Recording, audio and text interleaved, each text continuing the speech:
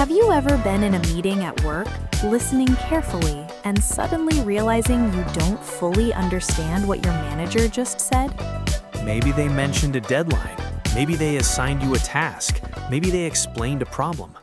And you wanted to ask a question, but you stayed quiet because you didn't want to sound confused or slow or unprofessional. If that sounds familiar, you're not alone. Speaking English at work feels different. The pressure is higher. You don't just want to speak, you want to sound clear, capable, and confident. So today, we're practicing a full workplace conversation. You'll learn how to ask questions naturally, talk about deadlines clearly, and explain a problem professionally without sounding nervous. My name is Leo. And I'm Anna. If you enjoy practical English conversations like this, like the video and subscribe to the English Talk channel. All right, let's get into it. It's Monday morning. Anna and I work on the same team. We're preparing a presentation for a client, and the deadline is coming up soon. I walk into the office and see Leo reviewing something on his laptop. Morning, Leo. You're here early. Yeah, I wanted to get a head start on the client proposal. How was your weekend? Pretty good, actually. Relaxing. But I was thinking about this project a little. Same here. The deadline is coming up quickly. That's actually what I wanted to ask you about. Just to confirm, when exactly are we submitting the final version? Thursday at 5 p.m. That's the official deadline. Thursday at 5. Okay. I thought it might be Friday, so I'm glad I asked. Yeah, it moved up after the client's last email. Got it. Thanks for clarifying. Can I ask something about the structure of the proposal? Of course. Are we keeping the executive summary at the beginning, or are we moving it to the end this time? We're keeping it at the beginning. The client prefers seeing the key points first. That makes sense. I'll adjust my section to match that flow. Good idea. It's better if everything feels consistent. Yeah, I just didn't want to assume and get it wrong. And that's smart. Asking before you act saves time later. So, realistically, when do you think we should have a draft ready internally? Ideally by Wednesday morning. That gives us a full day to review. Wednesday morning. Okay, that's a tight turnaround. It is, but it's manageable if we divide the work clearly. All right, I can finish my section by Tuesday afternoon. Perfect. I'll handle the financial analysis tonight and polish it tomorrow. Sounds good. Do you think we'll need an extra review meeting? Probably a short one Wednesday afternoon, just to align everything. Fair enough. Let's schedule it now before our calendars fill up. By the way, did you see the client's comment about scalability? I saw it, but I wasn't completely sure what direction they want. They're looking for a solution that can grow with their business. More users, more data, without major system changes. Okay, that helps. So we should emphasize flexibility and long-term capacity? Exactly. All right, I'll adjust the wording in my section to reflect that. Actually, there's something I should mention. Sure, what's up? I ran into an issue with the analytics dashboard this morning. The numbers aren't matching last week's report. That's not ideal. How big is the difference? About 8%, which is significant. Yeah, that's too big to ignore. I double-checked the formulas and everything looks correct, so I think the data source might not be updating properly. All right, first step, let's not panic. Agreed. Did you already contact IT? Not yet. I wanted to confirm with you first. Good call. Let's send them a message right away. The sooner they look at it, the better. Do you think this will delay us?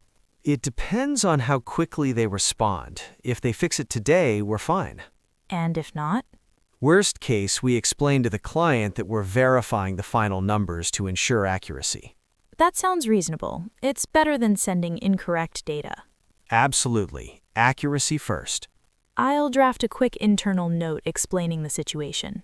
Good idea. Keep it factual and concise. I sometimes worry about bringing up problems. I don't want to seem incompetent. I get that, but hiding a problem is much worse. True. In most professional environments, people appreciate transparency. That's reassuring. Think of it this way. Identifying a problem early shows responsibility. I like that perspective. IT just replied. That was fast. Apparently, there was a syncing delay. They're fixing it now. That's a relief. They said it should update within the hour. Perfect. I'll wait before making any adjustments. Switching topics, are you comfortable presenting your section tomorrow? Mostly. I just want to make sure I explain the projections clearly. Walk me through your main points. First, I'll summarize current performance. Then I'll explain the growth trend. Finally, I'll connect it to our proposed solution. That flow works well. Do you think I should keep it under 5 minutes? Definitely. Short and focused is better. All right, I'll practice timing it later. One more thing. I noticed that the marketing team hasn't submitted their visuals yet. Yeah, I saw that too. Should we follow up? Yes, but politely. Just a gentle reminder. I can send a quick message asking if they're still on track. Perfect. Keep the tone collaborative, not demanding. Understood. Good news, the dashboard numbers are now updated. Do they match the report? They do. The discrepancy is gone. Great. Crisis avoided. I'm glad we addressed it early. Me too. You know, this week could have been stressful. It still might be, Fair point. but we're handling it step by step. And honestly, asking questions made things clearer. Questions don't slow progress, they guide it. I'll remember that. All right, final review. Anything you're unsure about? Just one thing. In the executive summary, should we mention the potential risks? Briefly, yes. It shows we've considered all angles. Okay, I'll add a short paragraph addressing that. Good call.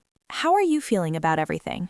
Confident. We've double-checked the numbers, aligned the structure, and addressed the issue. Agreed. All right, let's head to the conference room. It's time for the presentation. Well, that went well. It really did. They seemed engaged. They asked thoughtful questions, which is a good sign. And they appreciated the clarity of the proposal. Exactly. I'm glad I asked about the deadline earlier. That could have been a disaster. See? Speaking up makes a difference. And that's the end of today's workplace conversation. Notice something important. No complicated vocabulary, No dramatic speeches. just clear, calm communication. You asked questions. You talked about deadlines, You addressed a problem professionally. and you stayed confident. That's real workplace English. It's not about perfection. It's about clarity, teamwork, and timing. The more you practice conversations like this, the more natural they'll feel in your real job.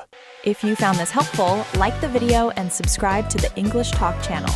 Keep practicing, keep speaking, and remember, your voice deserves to be heard at work. We'll see you in the next video.